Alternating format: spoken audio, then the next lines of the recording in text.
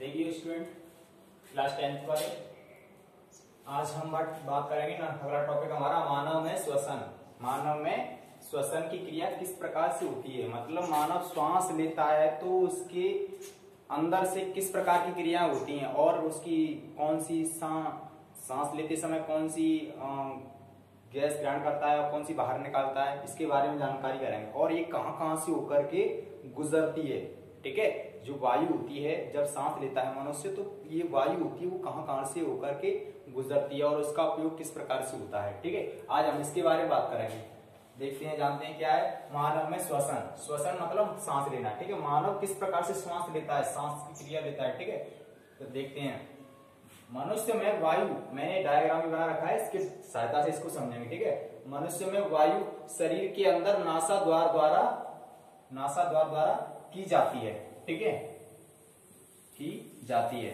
नासाद्वार कहाँ है? नासाद्वार ये रहा हमारा, ठीक है। यहां से स्टार्टिंग हो रही है नासाद्वार, ये रहा नाक से सीधी सी, ठीक है। नासाद्वार द्वारा स्टार्टिंग हो रही है हमारी, ये यहाँ से जा रही है हमारी। मतलब क्या है, हम सांस लेते हैं तो नाक से तो लेते हैं, मुंह से लेते हैं, नाक से तो लेते हैं। तो यही क्या है, नासाद्वार मतलब नाक का द्वार, इसी से अंदर से होकर हो जाती है, ठीक है। अब देखते हैं आगे। नासाद्वार में वायु महीन बालों से चलती है, मतलब ये कहने का ये है, जैसे नासाद्वार नाक होती है ना, तो नाक में तुम देखना उसमें जो छोटे छोटे महीन बाल होते हैं, क्या होते हैं, महीन बाल होते हैं। जिससे क्या होती है, जिससे वायु शुद्ध पहुंच सके, ठीक है। क्यों? क्योंकि इससे क्या होता है, इसका काम क्या है, जो बाल होते हैं ना महीन, उनका काम क्या है, उनका काम यही तो है कि जो वायु हम श्वास लेते हैं, तो जो वायु लेते हैं श्वास में, तो उससे जो बेसिक जो कण होते हैं ना, मिट्टी वगैरह के या धूल के कण होंगे, तो क्या जो बालों से अटक जाते हैं, मतलब बाहर रुक जाते हैं, ठीक है, अंदर प्रवेश नहीं कर पाते हैं। सीधी सी बात ये है, ठीक है। आगे, यहां से वायु कंठ द्वारा, अब यहां से अंदर घुस गई ना, ये रही सांस में ली, ठीक है। ये कंठ द्वारा, ये रही कंठ क्या है, कहते हैं ना कान, कंठ मतलब गांव की भाषा में बोलते हैं टेटुआ वगैरह बोलते हैं, ठीक है, वो ही होता है कंठ, ठीक है। कंठ द्वारा फुफ्फुस में प्रवाहित होती है। किस में जाएगी ये, फुफ्फुस में। किस में, यहाँ से कंठ द्वारा ये जा रही है, ठीक है। यहाँ से जाकर के किस में जा रही है, फुफ्फुस, ये होती है, यहाँ से ये कलाएं सी होती है, ठीक है, इसमें जाकर प्रवाहित होती है। अब फुफ्फुस में अगर क्वेश्चन एक चीज हो रहा है, यहाँ पे क्वेश्चन एक और आता है कि फुफ्फुस में जो वायु होती है, जो गैस होती है, ठीक है, वो किस प्रकार की होती है, किस प्रकार की होती है, उसमें शुद्ध होती है या अशुद्ध होती है, कौन सी है, अशुद्ध है साहब। अभी इसकी फिल्टरिंग क्रिया नहीं हुई है, फिल्टरिंग क्रिया नहीं हुई, यहाँ से तो बस थोड़े से जैसे कहते हैं ना मोटे मोटे कण से बस छन गए यहीं से नासाद्वार द्वारा बालों से।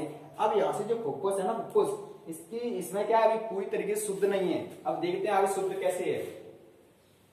फुफ्फुस के अंदर मार्ग छोटी और छोटी नलिकाओं में विभाजित हो जाता है। जो नासाद्वार है ना, जो नासाद्वार ये पूरा चल रहा था, ये पूरी सिस्टम, यहाँ से छोटी छोटी नलिकाएं ये दिखाई आपको, छोटी छोटी नलिकाएं, ऐसी नलिकाओं में क्या होता है, विभाजित हो जाता है, मतलब बट जाता है। अब आगे क्या होता है, जो अंत में गुब्बारे जैसी बनती हैं, जो अंत में क्या बनती हैं, गुब्बारे टाइप में, जैसे गुब्बारा से होता है ना, बिल्कुल वैसे टाइप में बन जाती हैं। कौन बन जाती हैं, जो फुफ्फुस नलियां है ना, फुफ्फुस वाली फुफ्फुस नलियां है, वो ही बन जाती हैं। जैसे ये, अब ये गुब्बारे के टाइप में बन जाती है, जैसे ये रहा गुब्बारे के टाइप में। इनको क्या कहते हैं, इनको कहते हैं साहब, जैसी बन जाती है, जिन्हें क्या कहते हैं, कूपिका। क्या कहते हैं, कूपिका।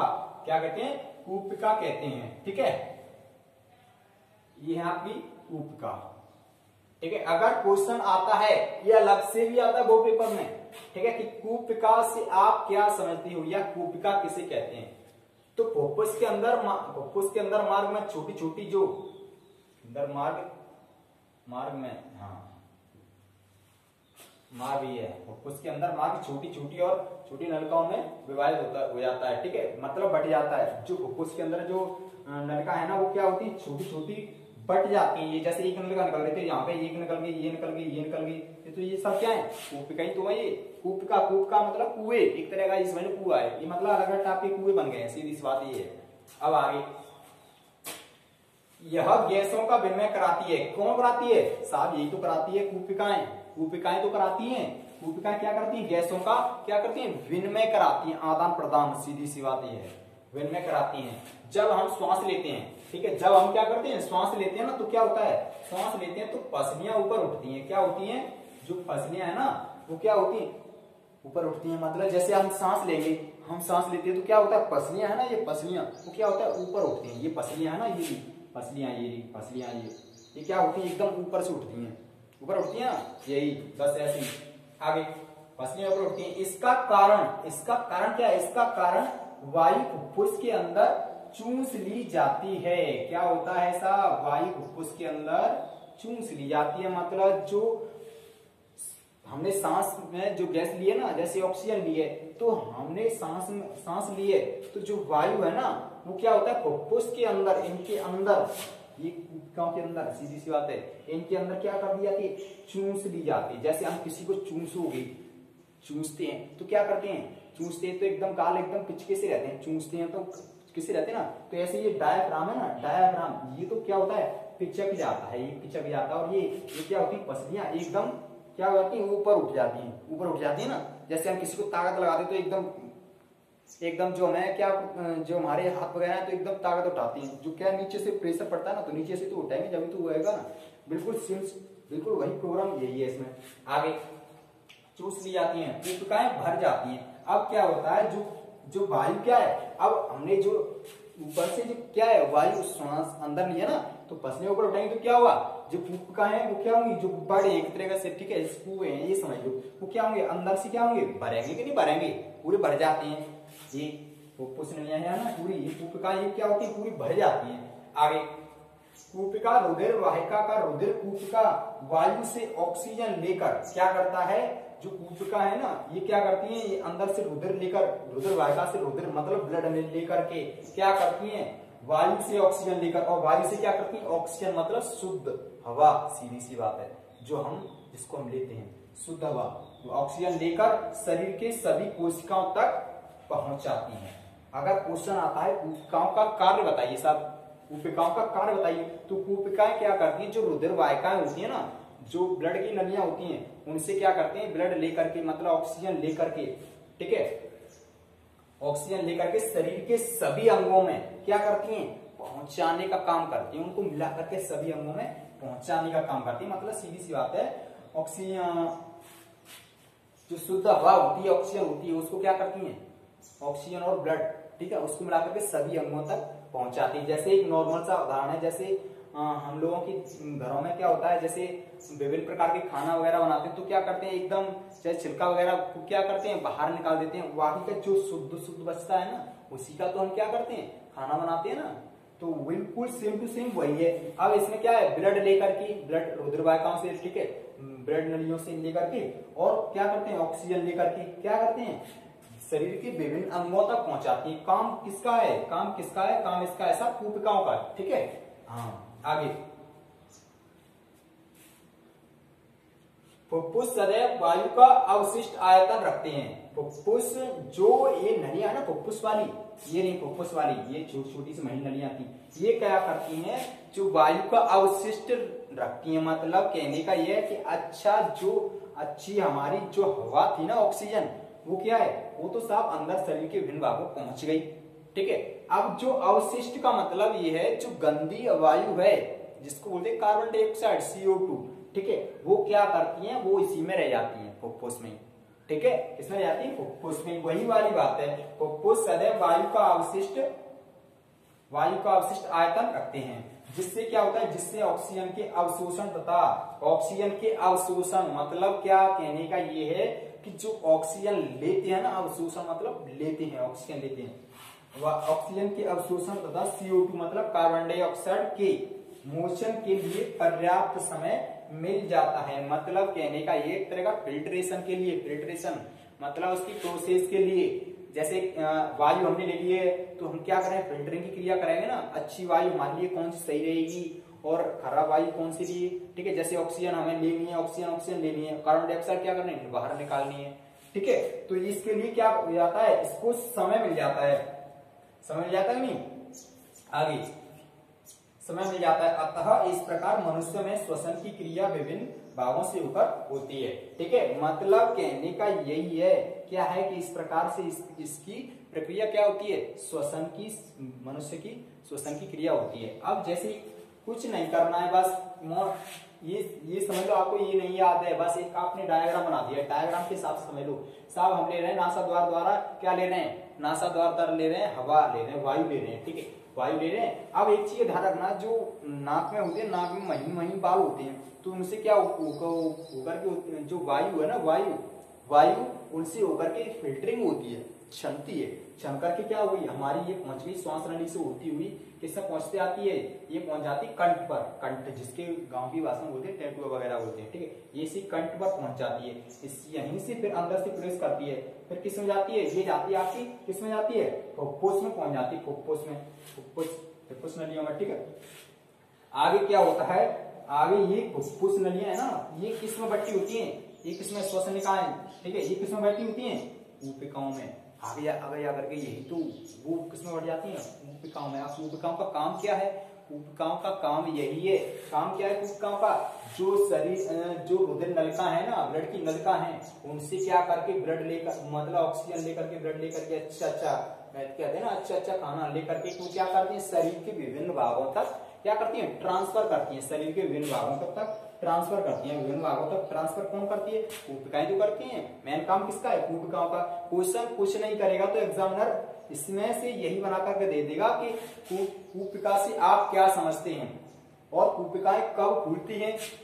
तो ऊपिकाएं क्या होती हैं, मैंने आपको यहीं पे भी समझा दिया है। फुफ्फुस के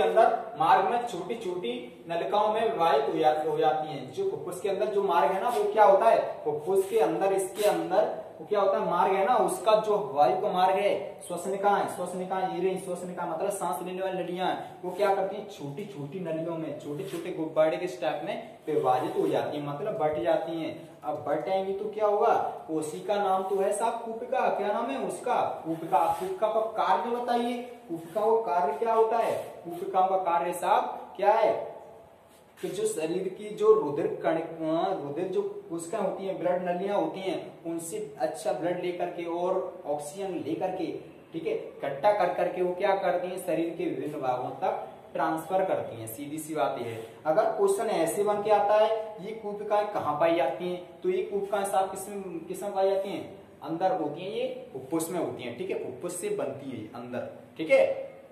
ये आपका क्या है, मनुष्य में श्वसन, ठीक है। ये मैंने आपको डायग्रामिंग बता दिया है, बना करके समझा भी दिया है, ठीक है। इस चीज का ध्यान रखना है और थोड़ा साफ साफ लिखना है।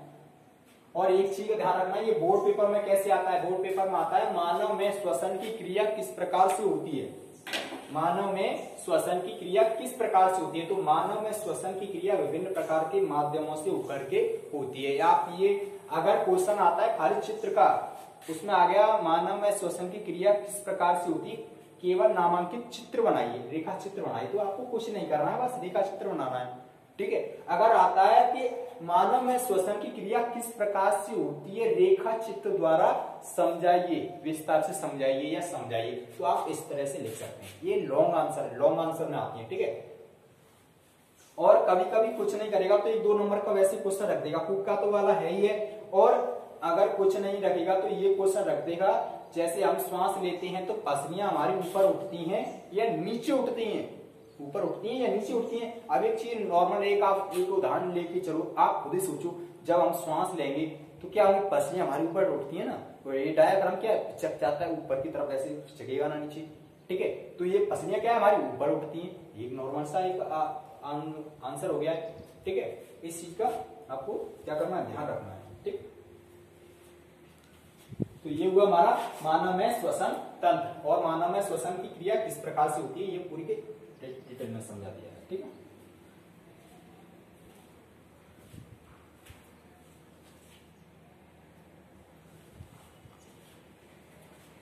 अधिकतर क्वेश्चन एक चीज का ध्यान रखना है, अधिकतर क्वेश्चन क्या है, ये कूपिका के ऊपर आता है। कूपिका से आप क्या समझते हो, ये कहाँ पाई जाती हैं, ठीक है, इस चीज का ध्यान रखना है। और ये इसमें से क्वेश्चन और भी बन रहे हैं, ये बन रहे हैं कि मानव कौन सी गैस लेता है, मानव श्वसन की क्रिया में कौन सी गैस ग्रहण करता है तथा कौन सी निष्कासित करता है। तो एक चीज का ध्यान रखना है साहब, O2 तो क्या करता है, ये मैंने समझाने के लिए बता रहा हूँ आपको, ठीक है। O2 तो क्या करता है, ग्रहण करता है, ठीक है, और CO2 क्या करता है, बाहर निकालता है, निष्कासित,